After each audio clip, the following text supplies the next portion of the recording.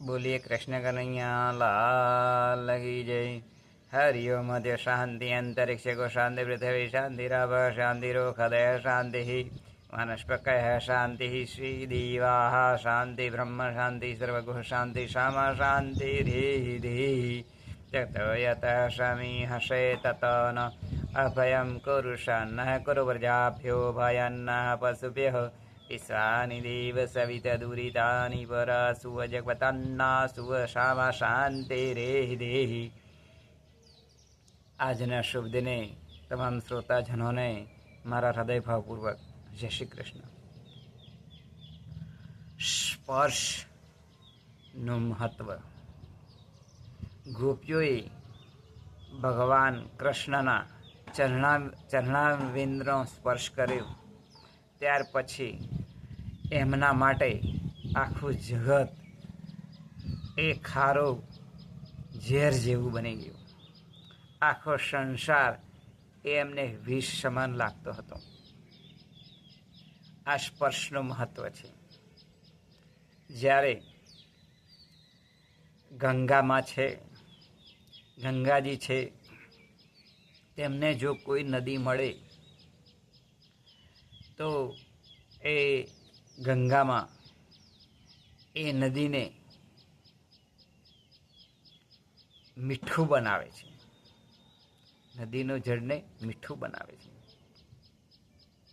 જ્યારે સમુદ્ર સંગમની અંદર જો કોઈ નદી જાય તો એ સમુદ્ર એ નદીને ખારો બનાવે છે.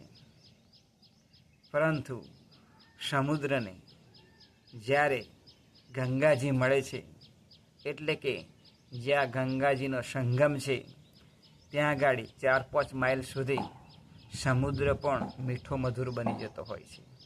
આ સ્પર્શનું મહત્વ છે. લજામણીનો છોડ હોય તેને જો સ્પર્શ કરવામાં આવે તો એનો પાનો હોય તે બીડાઈ જાય છે. કોઈને પણ જો સ્પર્શ કરવામાં આવે તો 3 પ્રકારના દોષો લાગે છે: કર્તા દોષ, કર્મ દોષ અને જે સાધન હોય એ સાધનનો દોષ. આમ કર્તા દોષ, કર્મ દોષ અને સાધન દોષ એ લાગતા હોય છે. જ્યારે કૈકેયીને મંથરાનો સ્પર્શ થયો ત્યારે તેની અંદર એ જે મતિ હતી એ બદલાઈ ગઈ. બાકી કૈકેયીને માટે તો રામ પણ વહાલા હતા. આમ સ્પર્શ કરવામાં આવે તો એની અસર એ થતી હોય છે. સ્પર્શ કરવાથી જો કોઈની અંદર ક્રોધ હોય તો સામેની વ્યક્તિ જો સ્પર્શ કરે તો એની અંદર ક્રોધ આવે છે.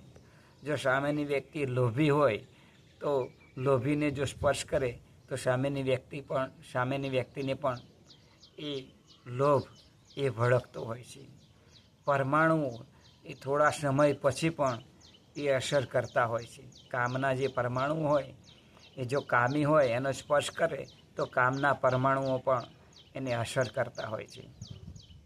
આમ જો કોઈ વ્યક્તિનો સ્વભાવ જે રીતનો હોય એ રીતનું જો સામે જો વ્યક્તિ એનો સ્પર્શ કરે, ક્રોધીનો સ્પર્શ કરે તો ક્રોધી થાય, લોભીનો સ્પર્શ કરે તો લોભી થાય, કામીનો સ્પર્શ કરે તો કામી થાય. આમ જે કોઈ વ્યક્તિના જેવા સ્વભાવ હોય અને એવા સ્વભાવ બીજા વ્યક્તિને જો સ્પર્શ કરે તો એને અસર કરતા હોય છે. જ્યારે સંત મહાત્મા હોય, બ્રહ્મરૂપી સંત મહાત્મા હોય, તેનો સ્પર્શ કરે તો એ બ્રહ્મરૂપ થતો હોય છે. કારણ કે સંતો મહાત્મા જોડે બ્રહ્મચર્ય અતિશય વધુ હોય છે. એની અસર એ સામેના વ્યક્તિની અંદર એ થતી હોય છે. આમ મંત્ર દીક્ષા કરતો સ્પર્શ દીક્ષા એ ઉત્તમ માનવામાં આવે છે. જ્યારે સગર રાજાના દીકરાઓ 60,000 દીકરાઓની જે ભસ્મ હતી એ ભસ્મને જ્યારે ગંગાજીનો સ્પર્શ થયો ત્યારે એમને મોક્ષ થયો હતો. આમ આપ જોતા હશો ટેકનોલોજીની અંદર જ્યારે ટચ સ્ક્રીન હોય મોબાઈલ, આપ ટચ કરીએ તો એનું સ્ક્રીન બદલાઈ જતું હોય છે. આમ ટચથી પણ એટલે કે સ્પર્શથી પણ એ તરત એ મોબાઈલ ઉપર એ જ્યારે ટચ કરીએ છીએ તો ઉપરનું સ્ક્રીન હોય એ બદલાઈ જતું હોય છે. આમ આપણે આપણા જીવનની અંદર પણ ખરેખર ટચ કરવા માટે એટલે કે સ્પર્શ કરવા માટે ભગવાનના ચરણામૃતનો એ સ્પર્શ કરવો જોઈએ, જેથી આપણી અંદર પણ સદ્ગુણો આવે, આધ્યાત્મિક આપણા જીવન બને. એ જ આજના શુભ દિને પ્રાર્થના બોલીએ. કૃષ્ણ કનૈયા લાલ કી.